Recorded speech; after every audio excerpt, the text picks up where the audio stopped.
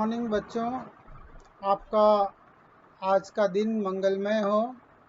आज हम डॉक्टर रमाकांत श्रीवास्तव जी की बहुत सुंदर रचना मेरी स्मृति के बारे में पढ़ेंगे। आइए डॉक्टर रमाकांत श्रीवास्तव जी का एक परिचय।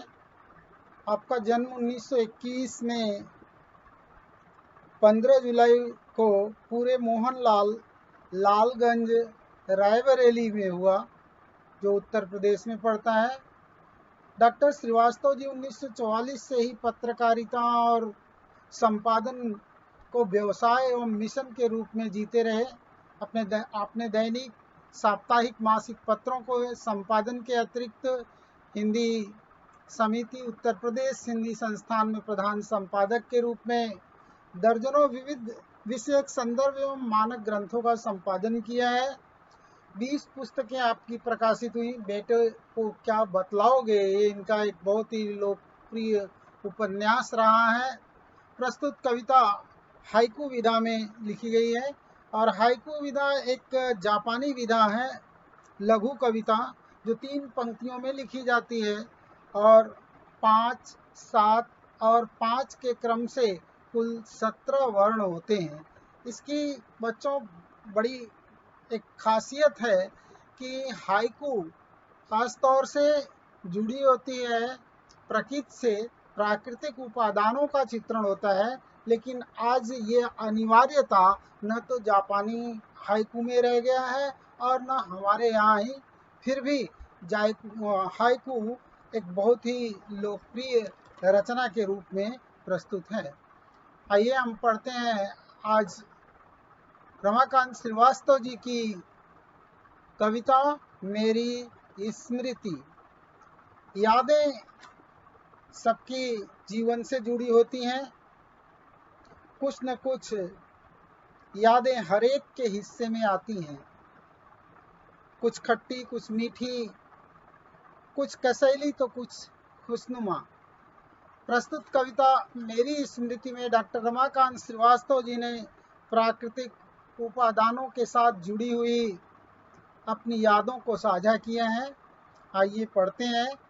गई है पिकी प्रतीक्षारत पुनः आम्र शाखाएं, महुआ खड़ा बिछा श्वेत चादर किसे जोहता, किसकी व्यथा छा गई वन घटा, नभ है घिरा सांझ का तारा, किसे खोजने आया आम निशा में, कौन संदेशा ले पवन आया है, सुनने तो दो।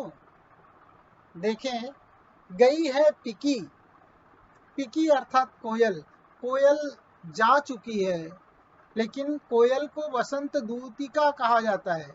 वसंत के आगमन के साथ अब आम्र शाखाएं कोयल के पुनः आने का इंतजार कर रही हैं, प्रतीक्षारत हैं।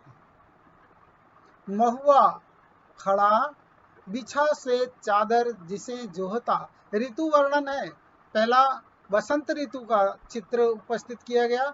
यहाँ वसंत के बाद ग्रीष्म ऋतु का आगमन होता है, और ग्रीष्म ऋतु के आगमन के साथ महुए में कूच आते हैं और उन कूचों में फूल लगते हैं, और सुबह सवेरे टप टप कर एक एक कर महुए के फूल झड़ते हैं, जमीन पर बिछ जाते हैं। कवि कल्पना करता है जैसे महुआ सफेद चादर बिछा किसी का इंतजार कर रहा है। जोहना, किसे जोहता। जोहना शब्द बिल्कुल ग्रामीण अंचल से जुड़ा हुआ शब्द है। आगे देखें, किसकी व्यथा छा गई वन घटा, मेघ नभ है घिरा। वर्षा ऋतु का आगमन होता है ग्रीष्म के बाद। आसमान में बादलों की घटाएं छा जाती हैं, और कवि कल्पना करता है कि ये किसकी हृदय की व्यथा घटा बन करके आसमान में छा गई है, नभ घिरा हुआ है। बारिश होने लगती है, और बारिश के समय सांझ होते ही अंधेरा छा जाता है। कितना सुंदर चित्र उपस्थित किया है। देखें, सांझ का तारा किसे खोजने आया आम निशा में। सांझ, संध्या वेला। संध्या वेला में जैसे अंधकार बढ़ने लगता है, आकाश में तारे निकल आते हैं और कवि को लगता है कि जैसे ये तारे अंधेरे में किसी को खोजने के लिए निकले हों। और बहुत सुंदर चित्र देखिए, वर्षा ऋतु में शीतल मंद बयार चलने लगती है और उसका स्पर्श पाते ही कवि का मन जिज्ञासा से भर उठता है और वो कहता है कि ये पवन आने के साथ किसका संदेशा लेकर आया है, जैसे कुछ कहना चाहता हो। कवि को आहट सी महसूस होती है और वह सुनने के प्रति जिज्ञासु हो उठता है। आगे देखें, ग्राम्य अंचल का कितना सुंदर चित्र खींचा है कवि ने अपनी इस रचना में। रची बसी हो मेहंदी में, रची बसी हो मेहंदी, रची बसी हो मेहंदी के गंध में याद आती हो। मेहंदी की गंध में रची बसी कवि की पुरानी स्मृतियां जैसे जाग उठती हैं और उसकी प्रेयसी या कोई उसे बहुत याद आने लगती है। मेहंदी की गंध के साथ जुड़ी हुई वो यादें विकल कर देती हैं।